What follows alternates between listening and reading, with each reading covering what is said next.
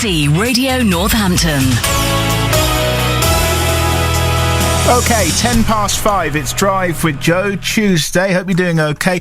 When it comes to finding work, school leavers are facing increasingly hard times. We know that. We hear it all the time, don't we? But Corby has seen the biggest increase in youth unemployment in the country. That's the view of Ambitious Minds, an educational business which analysed the national statistics.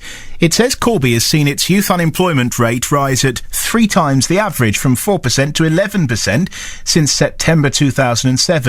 In a moment, we'll hear from the chief executive of Ambitious Minds, but first our Corby reporter Martin Borley is speaking to jobless youngsters in the town. What's it like to be young and unemployed here in Corby? I've been speaking to 3 out-of-work young people with very different experiences. 17-year-old James has been out of work for just over a year. He says he's prepared to take on almost anything. Anything retail or kitchen jobs, anything like that, in a restaurant, anything really, anything. And how have you tried to find work? Websites, job centre, like things in newspapers, friends that work, that sort of stuff. But like, you never get anything back. So what's it like to be constantly looking for work and not finding anything? Annoying and stressing at the same time. I mean, like, my mum's just recently out of work as well and kind of struggling in the household and stuff, but got to keep trying really, ain't you? Do you think anyone could do more to help people like you? I think they should provide another system for youth, like just out of school or college or stuff like that, but some agencies don't let you until you're 18, and it's kind of hurtful on people 16, 17 age range. You're 17. Yeah. Have you ever had a job? I've had one job, yeah, when I was 16, but I got laid off after about 4 months. It must be a bit demoralising. It is, very, very. But at the end of the day, you just got to get out there and keep trying, really, instead of just sitting around doing nothing. That's 17-year-old James, who's only had one brief spell of employment since leaving school at 16. Daniel decided to take his A-levels and then go to university. He's now 21 with a degree in history.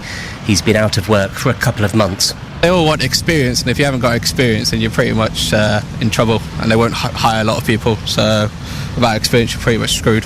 So you've gone on to university. You've presumably got a degree. Yeah. Do you think that helps or will help you? Not really, because loads of people have got a degree, and they want high degrees. So if you don't finish in first class, then you're pretty much not going to get a degree job. You don't regret taking it though, do you? Oh, no. Definitely, best 3 years of my life. What do you think needs to be done, or if anything can be done, to help people like you and other young people who are struggling to find work? Just maybe more work experience-wise, like trying to get people to get into internships or just work experience for a few months, and then helping fund for the cost of travelling and stuff like that. Because you can't do it without the costs, and if you're doing work experience, you're not getting paid for it. That's Daniel's story. Demi is 17 and hasn't worked since leaving school more than a year ago. What have you been doing to try and find work? Nothing really. Going to the job centre? Yeah, I've went to the job centre a few times. So what's it like to have been unemployed for a year now and you're just 17? Just sitting in the house doing nothing. Must get a bit boring. Yeah, very boring. Do you have to sometimes push yourself to go out? No. I've always got something to do. Yeah. So I do need a job, so...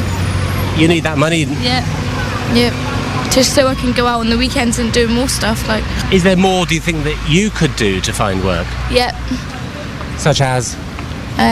Go look for jobs more and stuff like that. So what stops you doing that? I just get sidetracked, just get bored and just don't do it. You almost need someone to push you out, do you, Yeah. and force you to do it? Yeah. So who's going to do that? Me, obviously. I mean, you're on benefits at the moment, presumably. No. No, you don't get anything? No, my mum pays for everything for me. Do you think your mum should be pushing you out? Yeah, she does. So 3 different young people in Corby, all of them jobless, and all with very different experiences. Our Corby reporter Martin Borley there will talk more about these figures that show Corby has had the highest rise in youth unemployment in the country over the last 12 months. They're just gone 5:15 then. Tuesday with Joe at Drive Time. So Corby tops the league table for places with the biggest increase in youth unemployment in the country. The survey was done by Ambitious Minds, an educational business. Sean McGuire is chief exec of Ambitious Minds. He's with me now. Why is Corby the worst performing area of the country then, Sean?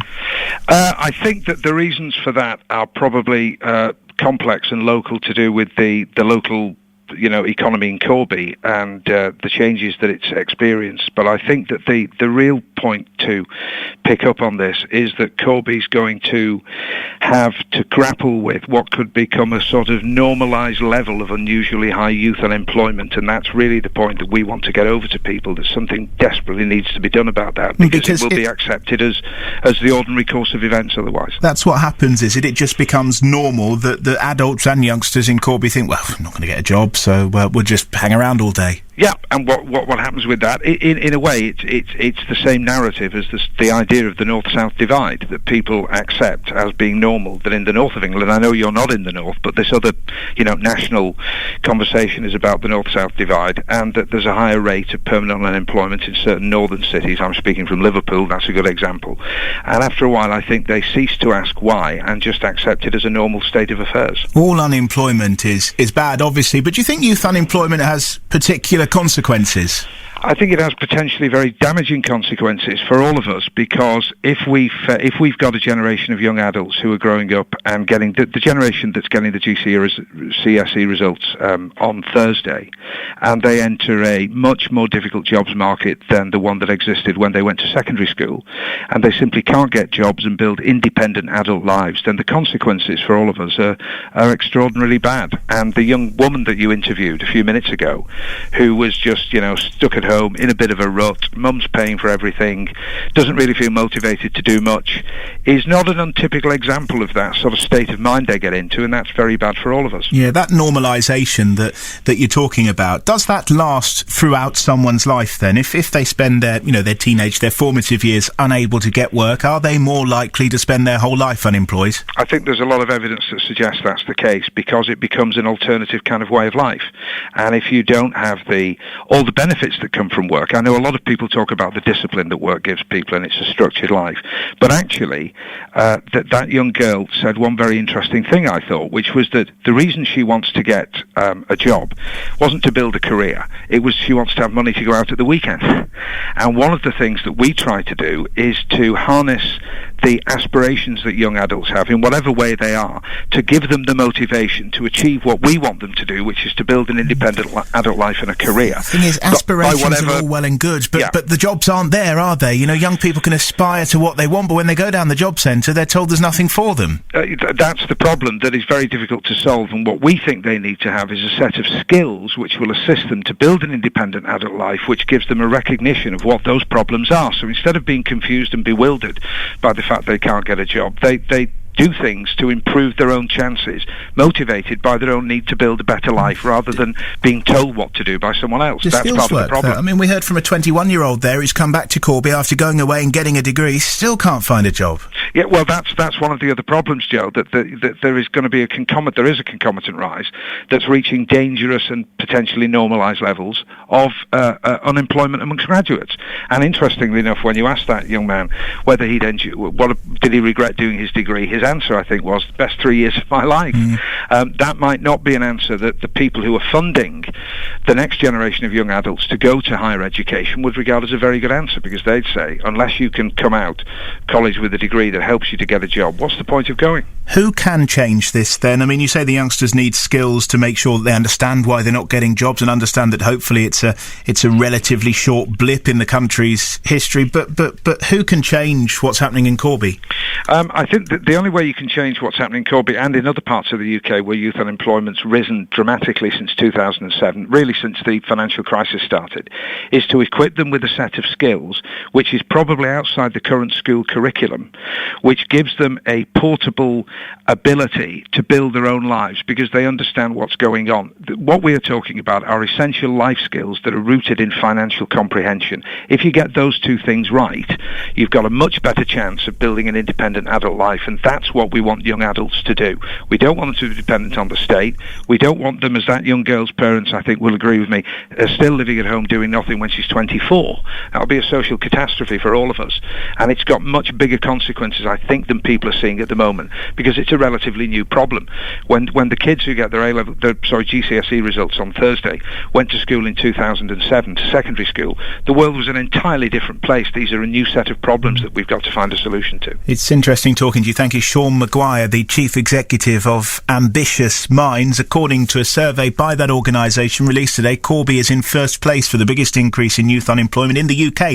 If you want to know where your part of Northamptonshire falls in the ranking, Kettering is in 24th place, Wellingborough 79th, Northampton 136th, Daventry 179th, East Northants 191st, so the problems in Corby far worse than the rest of the county. South Northants 274th, the area in the county with the lowest increase in youth unemployment and amongst the lowest in the country. Northants Travel. Every 15 minutes. BBC Radio Northampton. 5:20 then, here's Paul.